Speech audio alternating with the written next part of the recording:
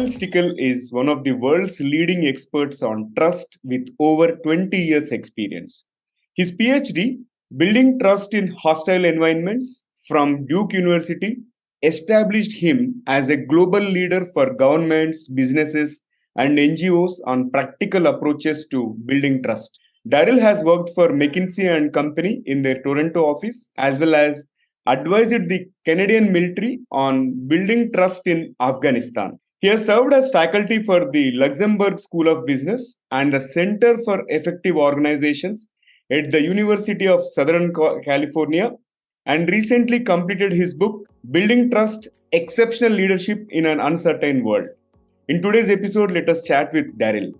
This is the Guiding Voice podcast series, The Guiding Voice for a Better Future. Friends, I'm your host, Naveen Samala, just a fellow IT professional on a mission to shape the careers and lives of millions across the globe.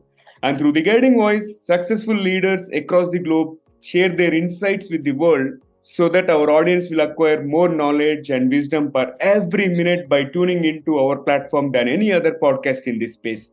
Because we drive conversations that matter and conversations that add value to your life and to your career. Thank you so much for joining me, and we are extremely pleased to have Darryl part of today's episode.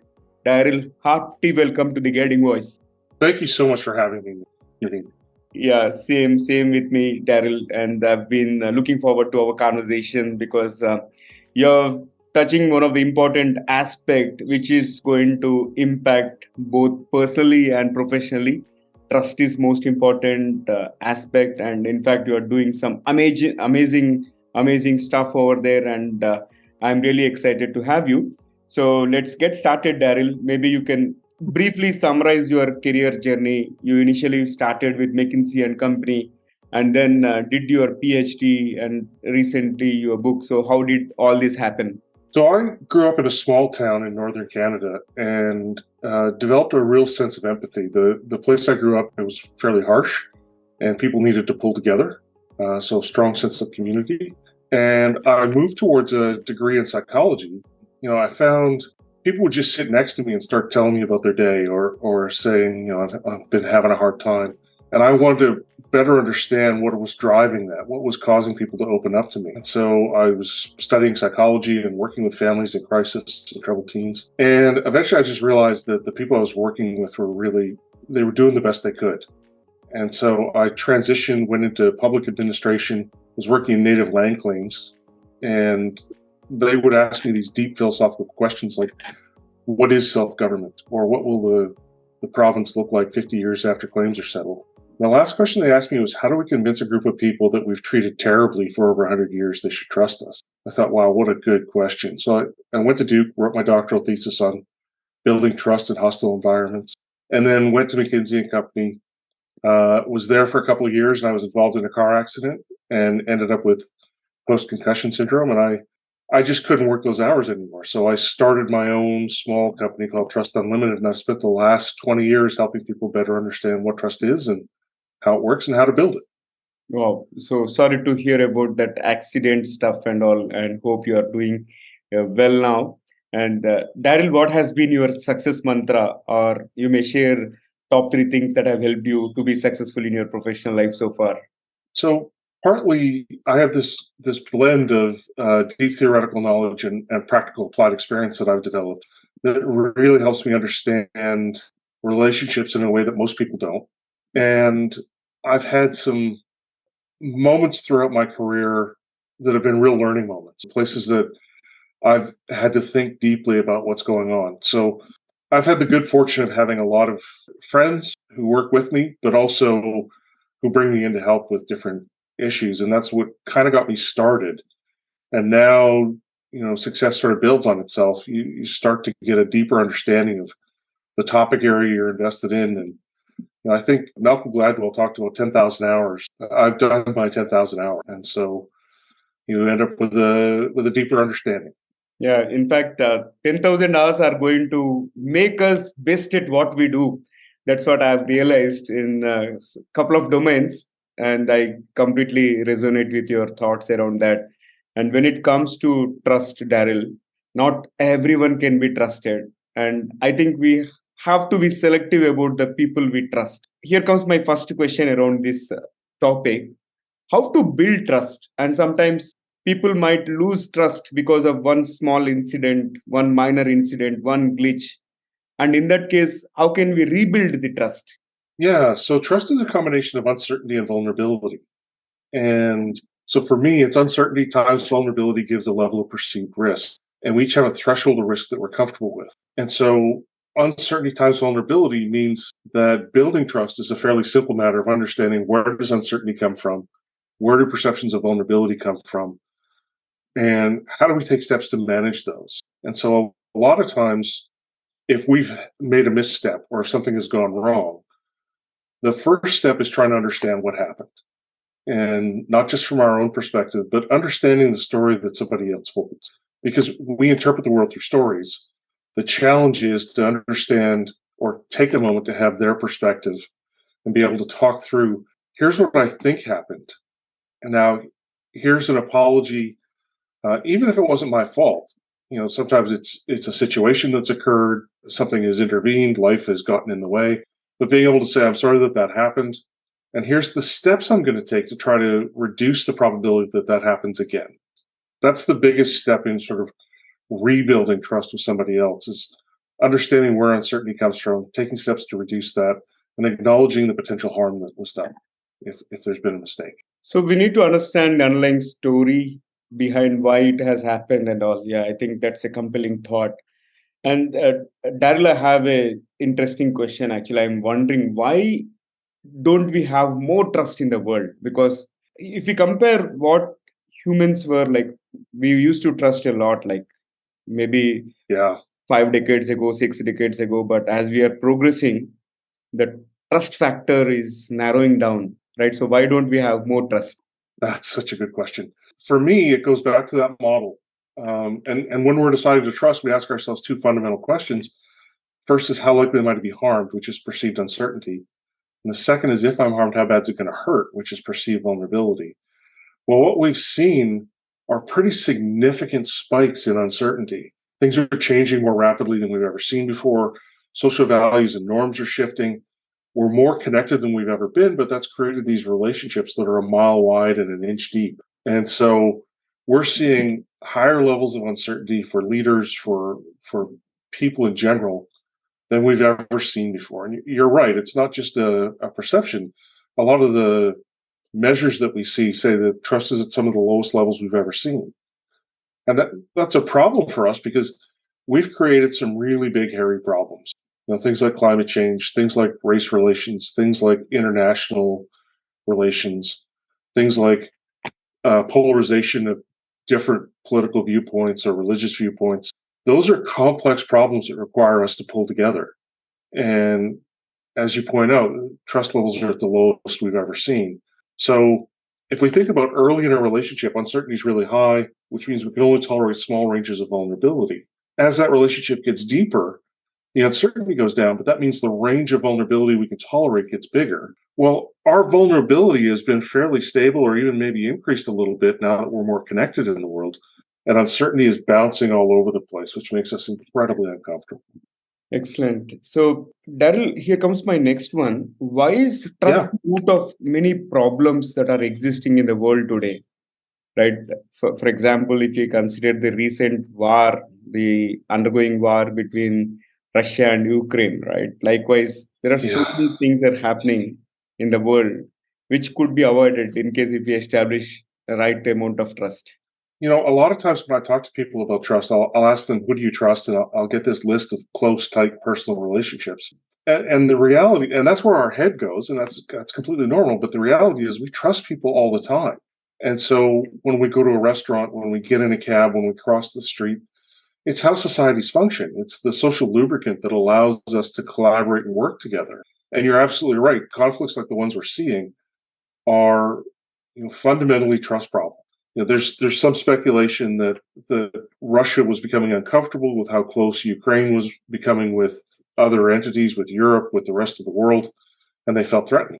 And if there had been higher trust levels, perhaps what happened wouldn't have happened. We're seeing the unease that we've seen for decades in the Middle East. We're seeing conflict between China and parts of the Western world. All of these things are things that could be resolved with higher trust levels. Part of the struggle is that there's a lot of people talking about trust, but they're not talking about what to do about it. So they're not giving us a systematic approach to actually getting better at building stronger relationships. Mm-hmm. All right, now let's focus on the trust model that you have developed. You have done your PhD, which probably would have spent around 3 to 5 years at least for earning that, right? So I'm sure, like you, as you already said, you have spent more than 10,000 hours on that. And also, I'm really curious to understand the trust model so that our audience will get to know and establish better trust in everything they do. So in the book, I try to unpack everything, and I try to make it as simple as possible so that it's easy for people to get and understand. And a lot of people read it and they go, "This is common sense." It just like, how did you get a PhD for this? And so the basis of trust are uncertainty and vulnerability. Those lead to the trust decision, which is our comparison of our level of perceived risk versus the risk that we're actually comfortable with. And then once we've made that decision, we have perceived outcomes. And because we interpret the world through stories, we may have exactly the same experience, but have a dramatically different perception of what just happened. And so that perceived outcome then feeds back into our next exchange with someone, with the same person, or with someone who reminds us of them, or who's with the same company. In the middle of all this are our emotional states, whether we like or dislike someone else. And so for those we like, we have this positive story and we search for evidence that confirms that we should trust them. And then it also impacts how we perceive the outcomes. We're more likely to see the outcome as positive if we like someone. We've got a different set of criteria that we use for people that we like versus those we don't like. And those act as sort of feed back in, and it creates these virtuous or vicious cycles. Now, if I was thinking about how do I start building trust, part of it is this willingness to be vulnerable. Because trust is defined as the willingness to be vulnerable when you can't completely predict how someone else is going to behave. Well, if I go first, if I make myself a little bit vulnerable to you, then you feel like it's okay for you to be vulnerable in return. And we create this exchange that sort of bounces back and forth where we're comfortable being a little bit vulnerable to each other, and that grows over time. So when I think about the levers that we can pull, partly it's around reducing uncertainty. And uncertainty comes from us as individuals and from the setting that we're embedded in. And so there was some work done by a friend of mine named Roger Mayer in 1995. He talked about 3 levers that lead to us being seen as trustworthy, and those were benevolence, integrity, and ability. And so benevolence is the belief you've got my best interest at heart, that you'll act in my best interest. Integrity is what is, the likelihood that I'm going to follow through on the promises I make, and do my actions line up with the values that I express? And that ability is, do I have the competence to do what I say I'm going to do? And so those are 3 levers that we can actually pull to try to build trust with someone else. And I try to walk through this as clearly as I can in the book. Chapter 5 is about the model. Chapter 6 is here's how you pull the lever and the different levers. And then chapters 7, 8, and 9 are case studies of examples of where I've done that. Does that help?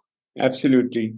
Integrity, ability, and benevolence. So these are the 3 things that will help in building trust. And I'm really those are 3 of the levers. Yes. Yeah, I'm really curious. Did you ever think that you're going to write a book in the first hand, and what has been your motivation and background for writing this wonderful book? So I found myself working with clients. I would be in a few instances I would find myself working with someone who was a parent and struggling with their kids, or who had a work relationship that was problematic, and to see the impact of that was so powerful. So I had a dad in one of my classes in Luxembourg said, he'd been away from home a lot. He barely knew his kids. They were quite young. They were 3 and 5. And he said, every time I get home now, I'm terrified, and they're scared of me, and I always seem to say and do the wrong thing.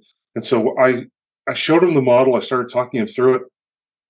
We spent, a couple of months having conversations while he was in my class, and I did a bit of coaching. And after 3 months, he came back to me and he said, it's completely changed.